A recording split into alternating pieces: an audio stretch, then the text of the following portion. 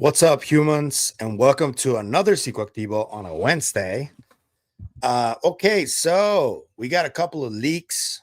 One of them that I gotta talk to you guys about because I want to hear your thoughts on it.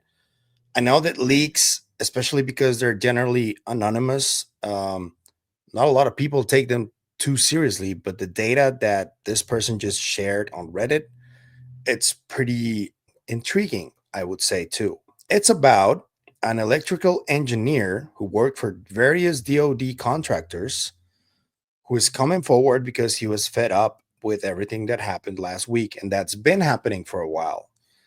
And he just wanted to come forward and say what he knew. He even shared a few of these documents from the BASS initiative led by Robert Bigelow. And at the time, there were people like Jim Lacatski and Jay Stratton, and also there was Jacques Vallée worked there for a little bit. So this is what he said, and the account was already deleted, so we don't know who this is, but the leak remains, and it's really interesting. So I'm going to read to you the text, and we're going to go image by image just to check it out to see what this person shared. So here it is. I hope you guys can see it. That's as best as it's going to get. So, goes like this. I was a private contractor for various DoD agencies. I am speaking now because this shit has gone too far off the deep end. I will provide some evidence. So it's in the tag of a subreddit of UFOs, and it says whistleblower. And it goes like this. I really did not want to write this. However, after careful discussion with colleagues, I am going to go with what my gut tells me I should do. I cannot sit on the sidelines while I observe the UAP field narrative get filled with half truths and obfuscations. In this post, I will be providing evidence of documents that cannot be FOIA'd. I'll even give my perspective on anti-gravity and the overall landscape of the current UAP field when it comes to intelligence agents that are masquerading as quote unquote truthers. What I speak on is based on my own experiences and observations from being in the field for almost 4 decades. So this guy is up there. He must be at least in his 50s. I have a degree in electrical engineering from a college somewhere in the south of the USA. I will not say the name of the school because it will be very easy for people inside DoD to track me down if I give away too much, considering not many were recruited from the college that I graduated from. I was recruited shortly out of college to work in black operations, specifically on the electrical engineering, microelectronics, and pulse power side. These black programs do not necessarily care about your academic credentials as much as they care about two things. Can you think outside the box? And can you shut the fuck up about it? I do not know everything, but the things I am sure of, I will write about here. Why am I doing this now? Because I was given 8 months to live, and I will do what I can while alive to try and make a positive impact in the community. I sometimes cannot sleep seeing some of the blatant lies being fed to the community. Let me put this bluntly before I get into the anti-gravity and tech. Jay Stratton and Lou Elizondo are one of the reasons that various inventors, CPE, zero point energy devices, have never seen the light of day. They have been personally responsible for destroying careers, families, and the mental well being of various physicists and engineers over many decades. Lou used to be a counter intel agent for more than one WUSAP, which is a waived unacknowledged special access program, and did not get involved in the subject by chance. He and Stratton were involved long before the whole ATIP OSAP saga. Lou is not a bad person at heart, but it makes you wonder why he has done what he has done in order to destroy others. I know many of you may judge this statement and think that I am defending him, but there are many good things that he has done in this field as well that many people likely will never know about. With that said, he is definitely compromised in terms of putting USA national security above all else. And that is a concern at this point. It is a concern because the DoD has long been infiltrated with warmongers and profiteering cranks that want to keep all of this tech and knowledge silent for the sake of their own self preservation. I gave him the benefit of the doubt at first, but this is getting to the point of blatant stupidity. To a very small extent, I don't blame them. However, to hide this from humanity is becoming more of a curse than anything else. People have the right to know. Jay Stratton, however, is a real scummy person. Don't get me started on the shit that guy has done to some of my colleagues. I have zero sympathy for that man. Sean Kirkpatrick is a pawn. He lies through his teeth like Ron Pandolfi has and does. To add, please do not ask me about Jack Sarfati. He's considered a laughingstock to those involved in various programs. Also, there are just over 2,000 legacy programs working on reverse engineering UAP. Hal Puthoff recently said on Joe Rogan that we have more than 10 recovered craft in the USA. The number is in the hundreds at a minimum. Jeremy Corbell is a useful idiot in many cases.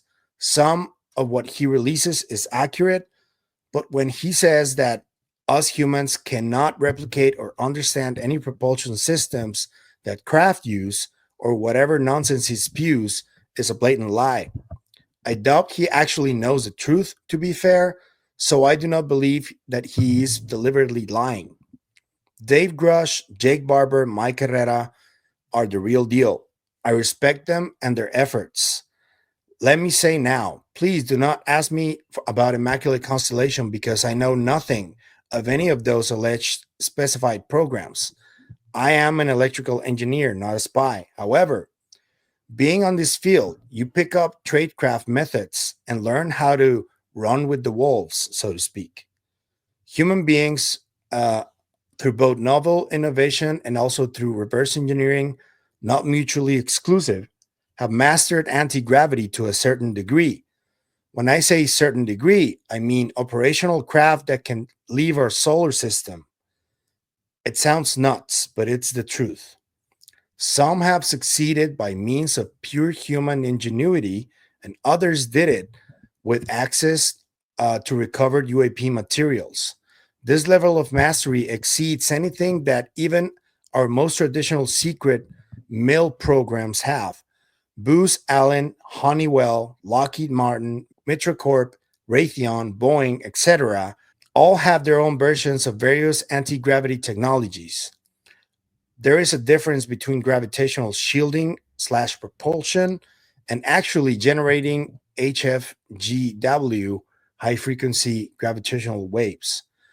The pursuit of Thomas Townsend Brown is exactly where people should be looking. Zero point energy manipulation has to do with EM vector potential. That is as far as I will go on that. I was involved in a project that utilized Tesla turbines, plasma toroid chambers, microwaves, crystals, extremely strong rotating magnets, and various others obtainable components that generated many kilowatts of gravitational waves, or gravitons, as some call it, in a private Bay AE lab. The total cost of the project was just under 3 million US dollars to build a gravity generator.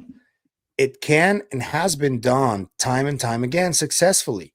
Gravitational waves are measured electromagnetically due to it being a consequence of the curvature of space-time itself. Metamaterials are not needed to generate microscopic proof of concept gravitational phenomena, plain and simple. You will notice in some of the files I am showing that Soviets coined the term called rotational gravitation and believed that rotating masses acted as emitters and receivers of gravitational waves.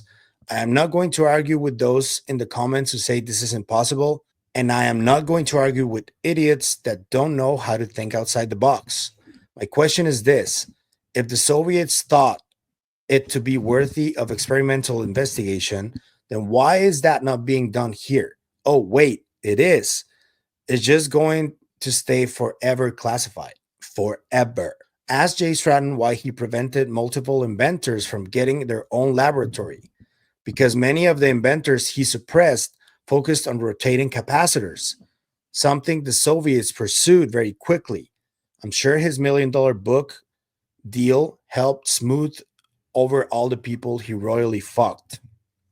My beef is that we are declassifying basic science that our adversaries are now discussing in more open forums and in peer reviewed literature. It's bullshit. All for what? So that Lockheed can make science breakthroughs proprietary and own it? The closest I have seen anyone in the public domain get close to describing how the technology works is Lieutenant Colonel Tom Bearden and a few others. The tough part of all this is taking the theory and applying it to practical experiment. Not many can bridge that divide, but a small genius chunk of engineers and some theoretical physicists have. You want to know who a real high level gatekeeper of this stuff is? That would be Admiral John Michael Mike McConnell. He's a former DNI, by the way, under Bush Jr. He currently works at Booz Allen, or at least that was the last I have heard of his whereabouts. I realize now that being given limited time on this planet makes you think about what should really matter. I want the next generation to have a chance. P.S. This is the kicker. The Tic Tac is ours, meaning humans. I worked on certain aspects of it personally. How about that? Let me show you. So, this is the document that he presented. This from Bass Project Management Plan Overview Paper. I'm going to ask you to take screenshots of this and check it out for yourselves. There's a lot in here that I do not understand. I don't speak science, so you guys are going to help me out. I'm going to leave the link in the description. I'm actually going to do a post with all of these images and the text just in case the post is taken down, because it does seem like a really sensitive post and somebody may take it down. So I'm going to just do that.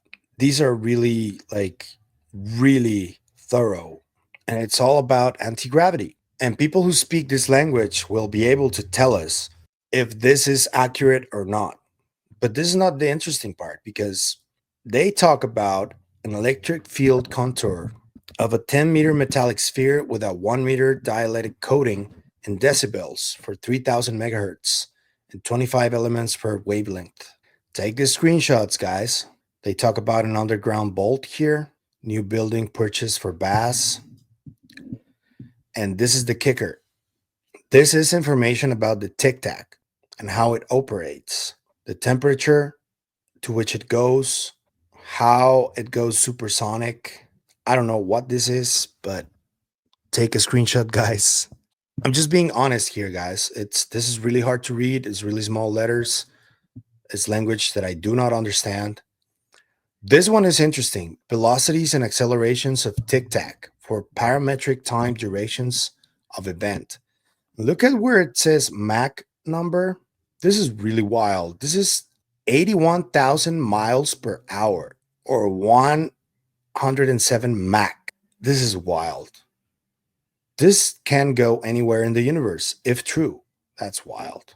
Summary and conclusions of compressible numerical analysis, Tic Tac geometry. Take a screenshot, guys. I'm giving you some time. You are the ones that are going to go through all of this. I'm already talking to Missile Man, who can explain to me what this is and if it sounds legit. And I am going to try and get him on the show so he can explain all of this. We're going to go through it. If he says yes, I hope he does. Because if somebody understands this, it's him. He works on propulsion. That's his thing. So this is pretty significant. I'm pretty positive that he's excited about this. This is the OSUP document, and this cannot be FOIA'd according to the leaker. This is interesting, guys. This is a document of Jim Lacatski, one of the hostile witnesses that I think is hostile witness that David Grush insinuated during the hearing. And he said publicly that he's not going to testify. So he was the boss of OSAP. He was over Jay Stratton on the DIA. Take a screenshot, guys, because that's all you're going to get. That's pretty interesting, right? So let me know what you think about this. I know leaks on Reddit or 4chan are questionable always, but this guy provided documents. So that's pretty big. Let me know what you think. I'm just going to leave it at that. You had your chance to take screenshots, rewind the video if you need to take more. I took more than enough time, but I think this is significant. What do you guys think? What do you guys think about what he said about Jay Stratton and Lou Elizondo? That was pretty major. And Jeremy Corbell and everybody. It seems this person thinks a lot of people are compromised or don't even know what they're getting themselves into. I want to know your thoughts. Let me know. If you like the content you see, I'm going to ask you to like, share, comment, subscribe, hit the bell icon so you can get notified when new video drops. If you want to support the channel in any other way, I'm going to leave a few links in the description. You can become a member. You can also support us on KGRA. Thank you for your support as always. And that's it for me today on this video, but I'll see you guys in the next one. Remember to stay curious and inquisitive. Ta!